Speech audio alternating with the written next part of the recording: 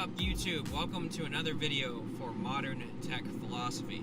And today we are actually doing a new series, a new type of thing, every Thursday. This is something that I'm going to be doing, where we upload a video, and it's kind of me traveling from basically city to city. I have about an hour drive to a place.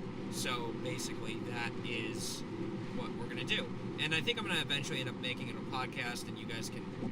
I think there's going to be a really cool way I want to do this in terms of production is concerned and everything like that. So we'll worry about that, but right now I'm just using the camera. And yeah, it's at an awkward angle, but I can't really change that because I am driving. My eyes are specifically on the road and not on the phone or whatever's recording it. So, okay, so let's dive into this. The first topic I want to talk about is we're going to talk about the OnePlus 6 and the dreaded notch. So on the other channel, SysNerd, I've been making things very abundantly clear. I have switched over from iOS to Android, and I'm not looking back so far, and everything has been peachy and working fine. However, a lot of Android devices with the new Android update, they're supporting the damn notch. And the whole damn notch thing is annoying because it just looks ugly, and in my opinion it looks ugly, and it cannot really, it's just, the UI just doesn't look good over. So, guess what? OnePlus decided to copy the iPhone X's design. And I, for one, am not happy about this because, to me, OnePlus doesn't need to copy iPhone design. They already did that with the OnePlus 5. The 5T, it looked like they were taking a step in the right direction, going bezel, a very thin chin, and a very thin bezel. But as far as the design and everything is concerned, I don't like it. So, they said, okay, for those of you who don't like it, we've got a solution for you. We're going to make it via software possible to hide the notch by basically putting a nice little black strip across it. And that's great for those who basically like that stuff. And that's exactly what Apple should have done. But anyways, as far as that's concerned, the price of that is leaked to Verge. They showed a picture to it. I don't like it, but it's, as far as the price, there's a rumor that it's going to be $649, which is a bit steep for a OnePlus phone, considering OnePlus was supposed to be the affordable Android phone that came out that gave you premium features. And at this point, if $649 is becoming affordable, that's really, really sad. Anyways, that's just my take on it. As far as anything else is concerned, I'm just not a huge fan of the phone. And the only thing that would get me to switch, it's got 256 gigs of storage, which not many people care about nowadays. We live in the cloud. We have unlimited data, so it doesn't matter. But a lot of people, what they care about is the cameras. So if they were to improve the cameras with this, then that might be more of a reason to decide on doing this. Other than that, I have no reason for the phone. I don't like the design at all. But anyways, I thought you guys should know that with the OnePlus 6, it just doesn't do that. I have the OnePlus 5T. I'm very happy with the OnePlus 5T, and the only thing that could get me to switch is if their cameras were ever as decent as the iPhones or the Google Pixel, because the quality of that is unmatched. I don't think the cameras are that great on the OnePlus. You know, a phone that I like the notch on, let's talk about that, is the Essential phone. The Essential phone did it right and wrong. One, their price was too high. People did not want to spend, I think it was $700 on this. Hint, hint to OnePlus. Anyways, so they didn't do well, so what they did was they cut the price of the phone into $500 and improved the camera over time. And since they did that, and they improved the camera, it has gotten much, much better. And people like it. I just hope that Android company doesn't go out of business, because it didn't do well at first. Anyways, that is the topic for the OnePlus. It's good that they're doing it. It's just not great that they did it in the first place for adding the notch. So, anyways, that's the OnePlus. The second thing I want to talk about is Apple. I don't like iOS. We'll start there, but I like Macs. I like the I like my MacBook. I really like my MacBook. I like Final Cut Pro for video editing. I love it, actually. It works really, really well. Don't like iMovie. But anyways,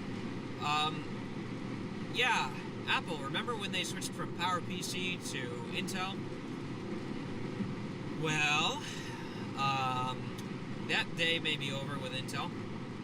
There are rumors that Apple is going to be using their own A series of processors for their Macs. That's a good and very bad thing. Let's talk about why it's a good thing. Well, products like Final Cut Pro, which I love very much so, will actually get the benefit because Apple can take advantage of their CPU. I'm worried about their GPU, so we'll go there. But as far as their CPU is concerned, they can take advantage of it. As far as the GPU is concerned, that's the problem. That's a big problem.